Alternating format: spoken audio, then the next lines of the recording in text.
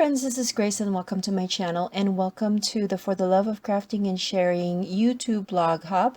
And this is the month of August, and so for this month we are to revisit some of the classes that we have and do something with it. Now I gotta tell you, I'm not big on classes. I feel like I learn a lot more in YouTube than signing up for classes, but I do have some, and most of them are from scrapbook.com. And so I revisited one that I had signed up for, and this one was from Vicky Boutin, and she is a her expertise, I should say, is mixed media.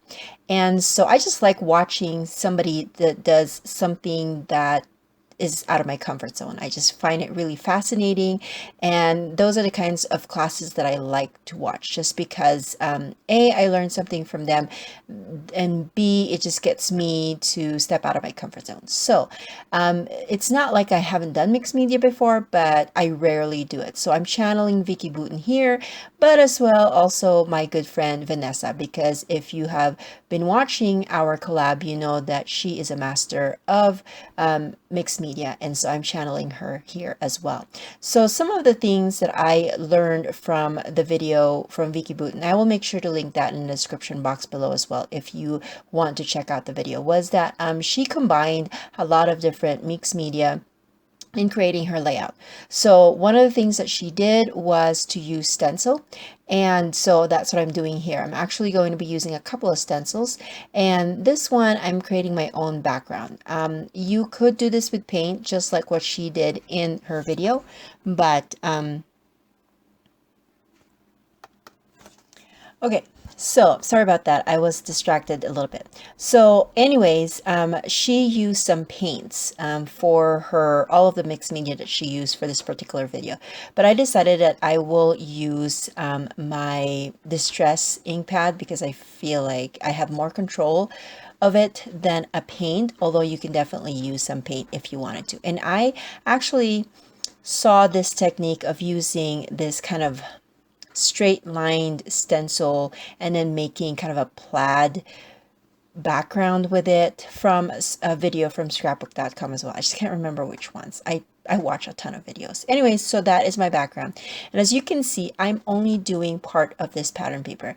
That is because I feel like for me to be able to incorporate mixed media with my existing style, I feel like I need to not commit to it being a big part of my background, if that makes any sense. Like, I know that Vanessa does this a lot where she creates her own background, and I would love to do that, but I'm a little bit afraid of committing my whole background to mixed media and not liking it. So I just decided I will add a little or a block of it onto my layout instead of the whole of my background being a mixed media, if that makes any sense. Okay, so another thing that I remembered when I was watching Vicky Boutin's video was the addition or the use of modeling paste or texture paste on your layout. I have a texture paste here and it's just white, and I've had that for years, but I still have, I think I'm on my last little bit of the tube, but I've had that for at least maybe 4 years now, but it's just white. And so I had pulled out one of my little kind of coloring mediums. I don't even remember. It looks like a nail polish. Anyways, I had put some orange in there and mixed it, and that's what I'm going to use to add the design of this stencil. I really love this stencil. I got this at Hobby Lobby years ago, and it's just text, and I love it because it's a script text, and it just gives that, I don't know, really fun look to your page. Now, this is modeling paste, and so it will create some texture to the layout. Initially, this is one of the things that I had learned from Vicky as well, is that you can just add your stencil kind of in the center, and even though your stencil is only 6 inches, you can just kind of move it down and kind of to span the whole 12-inch. Now, my problem here was that I was afraid of putting it right to the edge of where I had created it, because I was afraid that I will flatten out the ones that I already made. But I'm a little bit impatient as well, and I didn't want to wait, so I kind of just gave it a go and did it, and it was fine. Now I still have a little bit of modeling paste. I didn't know what I was going to do with it, and so I just decided to add a little bit to the right side of my orange cardstock. This will be my base, and I thought that it could be like a visual triangle, because that whole piece that I just made will be on the left and this one will be on the right. However, I totally forgot that I was going to put a pattern paper on top of this, so I actually made a mistake by putting the texture paste on the cardstock, but I wasn't thinking at that point. But now that I've had all my items all dried, and while it was drying, I actually used my typewriter and typed up my journaling onto that pattern paper, which is basically just a notebook paper. This is going to be kind of a school related theme layout, and so I decided to pull out my collection from Jelly Bean Soup that has a lot of school related items. Now, one of the things that she did as well was that she used her paints to splatter, and what I've noticed was that she was using a paintbrush.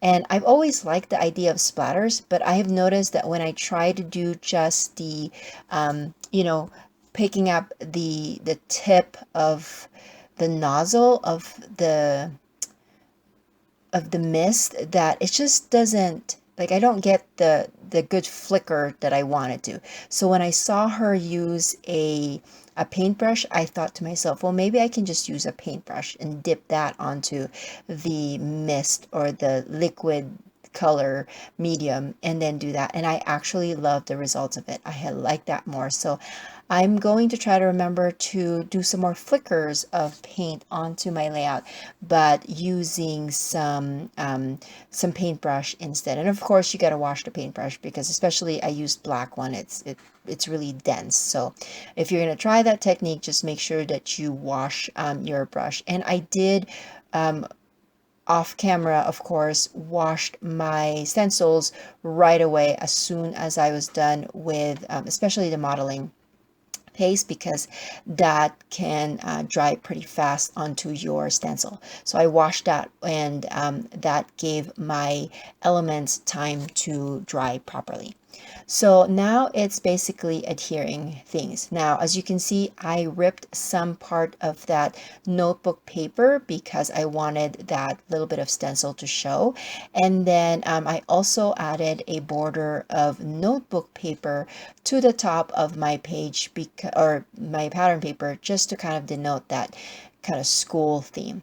Now, again, my problem with mixed media that I am now slowly learning is that the reason I'm remembering why I don't like mixed media is because then I have to wait.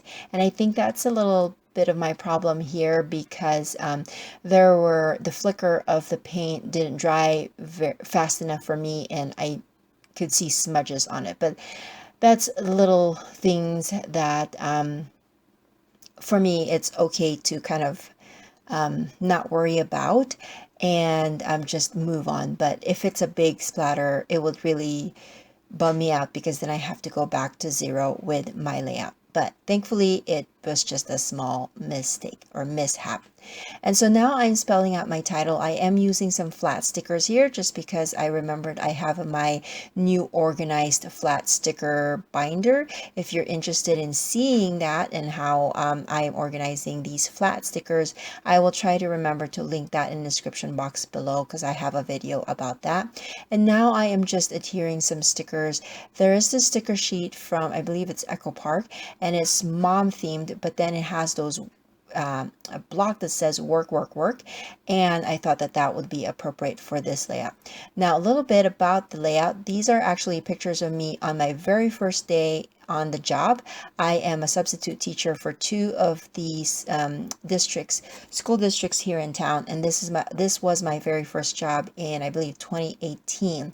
And so it was, I just basically documented how it was not what I expected it to be.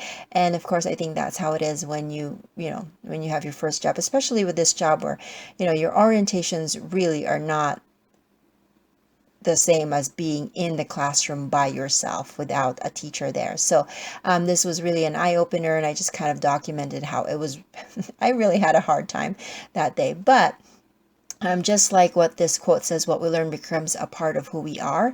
I feel like that first day was a learning moment for me, and so I learned a lot, jotted down all the things that I wanted to remember about things that I don't want to do again, and thankfully it's been a good experience for me. I am thankfully on my third year of substituting, and hopefully that we will be able to go back to school and be able to work. So thank you so much for watching. Make sure that you check out the other ladies in this hop, and I will catch you guys in another video. Bye.